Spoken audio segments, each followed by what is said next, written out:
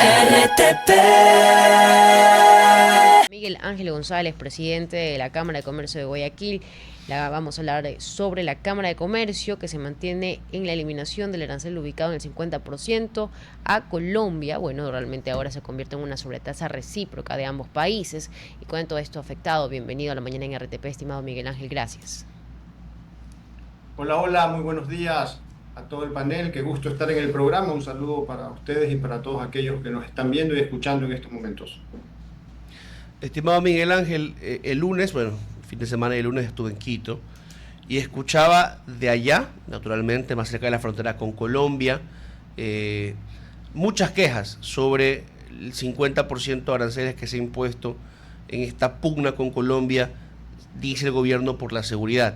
Y naturalmente, en el norte del país no solamente se importa mucho de Colombia, se exporta también, creería que se exporta más hacia allá mes a mes que, por ejemplo, que acá en Guayaquil y las zonas circundantes, ¿no? Pero nos afecta también en Guayaquil y nos afecta en muchas partes del país.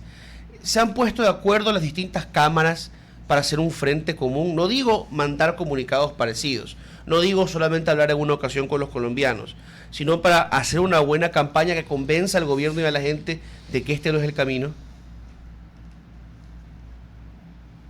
Sí, en estos momentos, César, estamos muy alineados entre los distintos gremios empresariales, tanto exportadores, industriales, comerciantes, algunos sectores muy específicos también, los que hacen negocios con Colombia, los que no hacen negocios con Colombia también, porque al final es una afectación de la economía, es una afectación transversal, es una afectación a los principios de la economía también.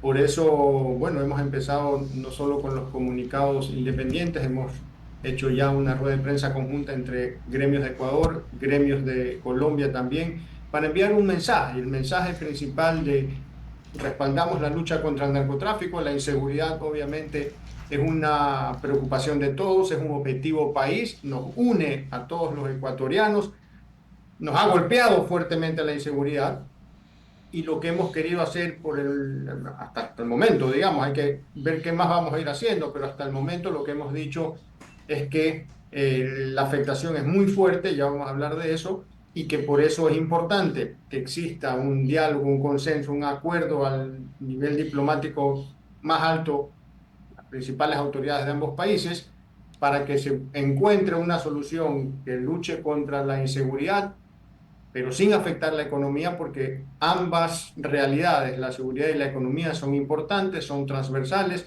A mí me gusta decir que son como dos caras de una misma moneda. Sin seguridad, pues la economía no avanza como debería avanzar, y si no hay economía, pues tampoco hay los recursos necesarios para luchar contra la seguridad. Entonces, ya las afectaciones han sido bastante fuertes, por ejemplo, desde el sector importador las importaciones desde Colombia en 3 semanas, en las primeras 3 semanas, ya disminuyeron en un 69% en valor dólares y en un 61% en valores del número de importaciones, o número de operaciones, digamos de alguna manera. Y se ha afectado a 7.600 importadores, entre las que hay empresas y también personas naturales. Pues hay muchas eh, partidas y subpartidas, productos que se negocian con Colombia, y obviamente una tasa del 30% ya fue duro, una del 50% pues sería bastante más fuerte, ¿no? Entonces ya tenemos el golpe de la inseguridad, estamos agregándole ahora un golpe a la economía, lo cual pues perjudica no solamente empresas particulares, sino también a los ciudadanos que les va a tocar comprar pues a precios más caros los productos que se traen desde Colombia. Eh, Miguel Ángel, en este punto quería preguntar si es que existe algún tipo de feedback, algún tipo de explicación a la medida de los gremios, de tal manera que ustedes puedan al menos establecer un marco de temporalidad orientado al resultado de seguridad. Es decir, ¿cuál es la pertinencia de generar un arancel de seguridad o a qué apunto, ¿sí? Más allá de forzar a Colombia a generar más compromisos? ¿Es parte de una estrategia en marcha? ¿Han recibido información de ese estilo ustedes, tiempos, o realmente no han tenido una respuesta directa? No tenemos mayores detalles del tema de seguridad, solo sabemos que es un tema de seguridad y que Colombia no está protegiendo su frontera, eso es lo que nos ha dicho el gobierno ecuatoriano y lo ha mencionado también públicamente. Por eso, al no tener todos los elementos, es difícil para nosotros poder proponer una solución que no golpee la economía. Y nuestro rol en este caso es poner sobre la mesa la afectación fuerte en la economía para que se busque una medida alternativa que proteja la seguridad, proteja a los ecuatorianos, pero no afecte a la economía, porque al final es un golpe adicional que no nos ayuda al Ecuador y, digamos, a la dinámica empresarial, a la dinámica económica. Entonces hay que buscar otra opción. No la tenemos nosotros. Entendemos que hay que tomar decisiones firmes, que hay que tomar decisiones duras y respaldamos la lucha decidida contra el narcotráfico, pero tenemos que hacer ver y tenemos que hacer notar que el impacto económico es fuerte, es muy fuerte. Podríamos poner muchos ejemplos, ¿no? Si uno empieza a hablar con distintos sectores, la gravedad aumenta, digamos. Por ejemplo, si hablamos de insumos médicos, cuando hablamos con el gremio que se enfoca en todo el tema médico, nos contaban, por ejemplo, que para nefrología, para los insumos de las diálisis, el 50% de los insumos proviene de Colombia y no es tan fácil reemplazarlo. Y así en otros sectores, ¿no? El material genético avícola, por ejemplo, el 80% proviene de Colombia y no tienen en el radar otro proveedor de otro país de ese producto específico que pudiese reemplazar al colombiano. Entonces, y si se tuviese que reemplazar, eso toma tiempo. Entonces, hay una afectación fuerte para las empresas formales, para el ciudadano también, ¿no? Y obviamente algo que no se dice, pero que es importante porque al sector empresarial formal le afecta mucho, es que se abren las puertas de alguna manera o se incentiva el contrabando y el comercio ilegal, porque cuando suben los costos de importación, pues definitivamente se crece el comercio ilegal, digamos, el contrabando y el comercio ilícito que le hace daño a las empresas formales. Ahora, un poquito haciendo un parangón de corta data alrededor de la medida, ¿no? Recordamos que hubo un cierre provisional de fronteras unos días antes de la operación con la que precisamente se realizó la extracción de Nicolás Maduro.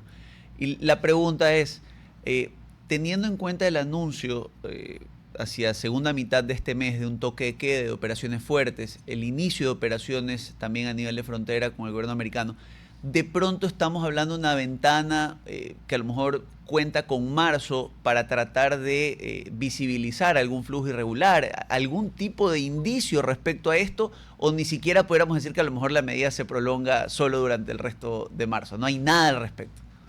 No, no tenemos ningún detalle al respecto. Inicialmente se nos decía que iba a ser algo temporal. Esperábamos que del 30 regresemos al cero, en un momento nos esperamos que del 30 suba al 50, entonces no tenemos los detalles, es difícil poder explicar mejor o proponer alguna solución real, alternativa como nos gusta, salir con una propuesta específica. En este momento solo tenemos en mente pues, las afectaciones que hay y que es imperativo encontrar una solución equilibrada que no golpee la economía. Bien, pasando entonces a la afectación, no solo digamos desde el punto de vista de costos iniciales, sino también estructuralmente hablando, empleos. ¿Cuántos sectores han anunciado a través de los gremios pues, afectaciones directas o indirectas? ¿Y cuál sería el periodo de ajuste o de aguante, si se quiere, de esta medida? Mira, son distintos sectores. El periodo de aguante o de ajuste es difícil poderlo determinar. Hay muchos sectores involucrados, la economía es muy compleja. Cuando hay incertidumbre, algunas operaciones se paralizan porque la gente no sabe qué va a suceder y prefiere no asumir ciertos riesgos. Por ejemplo, cuando sale la tasa del 30%, muchas empresas dicen, bueno, yo mejor me mantengo con los inventarios que tengo en este momento, dejo de importar, quizás se va de aquí en un mes, digamos, la tasa. Pero sigue pasando el tiempo y se acaban los inventarios y me toca comprar y entonces la gente no sabe si comprar menos o comprar más, porque si mañana quitan la tasa, pues ya compré con una tasa mayor y me quedo con un producto caro que ya no lo puedo vender al precio de mercado, entonces es un golpe para la economía. En otros casos, por ejemplo, las empresas ya empiezan a buscar proveedores de otros países y no es tan rápido, no es tan sencillo entre que vemos la calidad, entre que revisamos precios, entre que vemos la capacidad de producción de las empresas de otros países. Digamos, si es que en transcurso de décadas las empresas ecuatorianas han determinado o han encontrado que el proveedor colombiano es el proveedor ideal para mi operación y me lo cambian de un momento a otro, pues empezar a buscar, pues puede ser que encuentre, puede ser que no encuentre, ¿no? Algunos sectores han dicho que no es tan fácil encontrar o que solamente lo produce Colombia en la región. Entonces, digamos, ahí depende de cada sector. La economía es muy compleja, por eso nosotros siempre hablamos de la libertad de comercio, porque cuando aparecen este tipo de externalidades, los golpes pueden ser muy variados y no siempre son iguales para todos los sectores ni para todas las empresas. Miguel Ángel, hablando un poco más ya a mediano y largo plazo, sin dejar los eventos coyunturales, se viene una reunión el 7 de marzo que podría marcar un cambio positivo o un negativo en las relaciones comerciales del Ecuador. El presidente Trump quiere alejar a Latinoamérica de China y acercarla a Estados Unidos. La pregunta es, ¿va a pedirnos alejarnos solamente en ciertos puntos estratégicos que a China no le importa ni se va a resentir, no es así su política exterior, o nos van a pedir un divorcio de China que sería catastrófico para el Ecuador?